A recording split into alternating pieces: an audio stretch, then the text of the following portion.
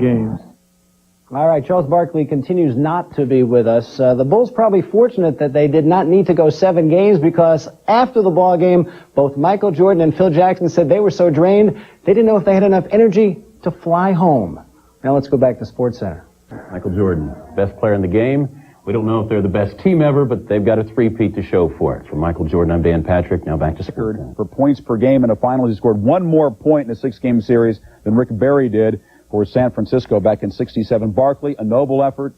The Suns will make some off-season moves. Wouldn't be surprised to see him back next year. We'll go back to Phoenix for more post-game reaction and analysis throughout the show. One of the biggest shots in NBA history. Now, you can be a genius now and say that's the way the coach designed it. You were supposed to take the 3, right? No, actually, it's a play we run, and we call it an open, where we give Michael the opportunity to have space on the floor. And it's a 2-point game.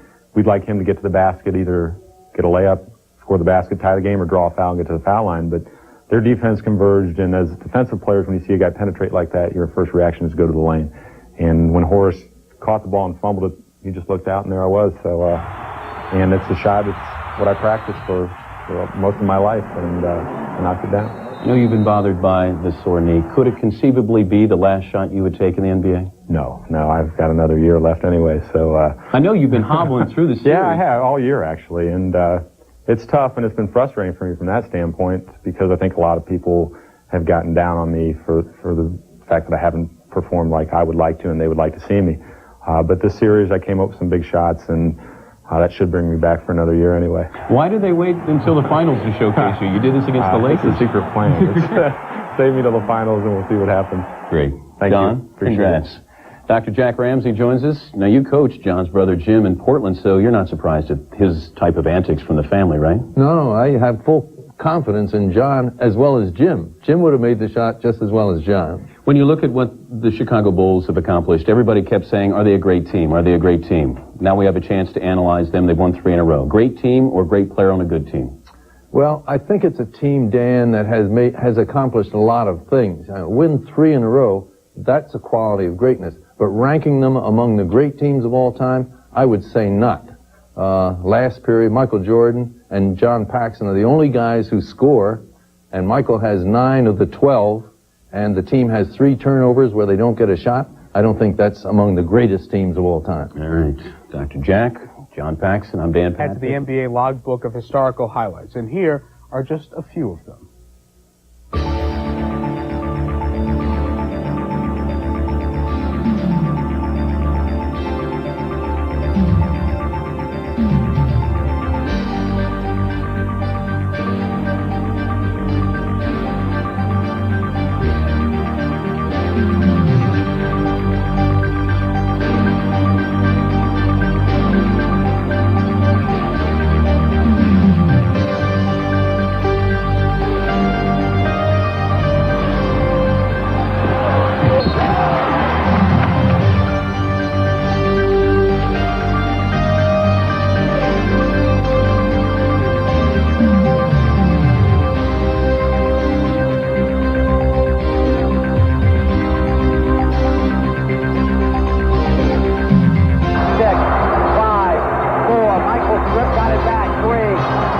Michael falls, fires. Yeah! Does it again! The ball's win. He looks at the crowd.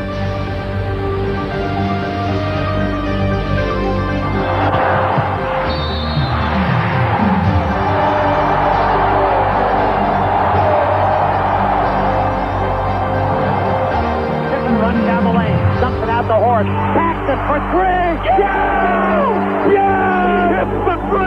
3 and 9, 10 seconds left, and the Bulls lead 99-98. And this crowd is stunned.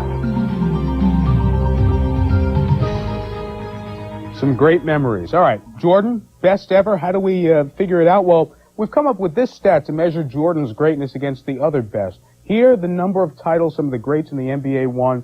Here, the all-star appearances from their teammates. The others were surrounded by greatness. The only all-star to play on Michael Jordan's team, Scottie Pippen, 3 all-star appearances. One thing Jordan did that the others on that list did not: record a public service announcement urging fans in the hometown not to riot after the hometown team wins the title.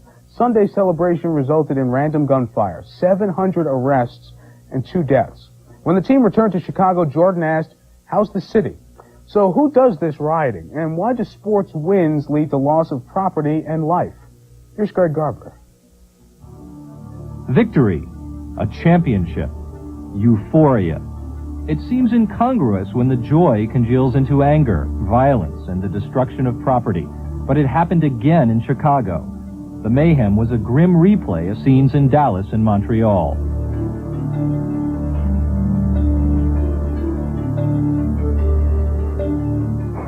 This is not Los Angeles. In Chicago, like Montreal and Dallas earlier this year, violence was directed not at people, but property, a tangible symbol of inequality. The moment of drama, that intensity, that moment in space and time where we could win, we might win, we have won, for a second we're a city. But then when you walk back out, it's the same slow, quiet, daily streets again with all their struggles. And the contrast is perhaps what's striking. When circumstances arise where the forces that, make us all behave in a civilized way are released, as when we're in a large crowd, then these feelings of frustration are very close to the surface. That frustration, sociologists say, can come from celebrants economically deprived who vent their anger on symbols of things they lack, like money and power. Typically, there is also a small group intent on committing crimes afforded anonymity by the celebration. Alcohol can magnify the problem. On June 10th, following the Canadian Stanley Cup victory, fans exiting the Forum met the hostile crowd outside, and together they trashed St. Catherine Street. The final results? $10 million in damages, 168 injured, 115 arrests, 47 police cars damaged, 8 of them totally destroyed. The Canadiens' 1986 Stanley Cup caused similar havoc. All the media talked about was what happened in 1986, and we hope it doesn't happen again. Well, of course, what that did was plant the reminder that, that is a behavior I hadn't even thought about, but yes, there it is. On February 9th, 9 days after the Dallas Cowboys won Super Bowl 27, the victory parade was marred by violence. More than 75 people were arrested, more than 50 injured. A 54-page task force report revealed that authorities had planned for a crowd of less than 100,000, when in fact 3 times that number attended. I think it was a combination of factors, including a lack of time to prepare, a lack of budgeting, a lack of manpower and personnel and equipment. When the Bulls won their second NBA title last year, shots were fired throughout Chicago, cars were turned over, trendy stores on Michigan Avenue were looted. Ultimately, the city made more than 1,000 arrests. This year's effort to avoid a repeat included several public service announcements. We make it a three-peat on the court. Let's not make a repeat in the streets. And yet, the celebration in Chicago escalated far beyond exuberance. Although officials talked earlier with their counterparts in Montreal and Dallas, and several $1 million were allocated for additional security. So is there a way to prevent the violence that has become synonymous with championships?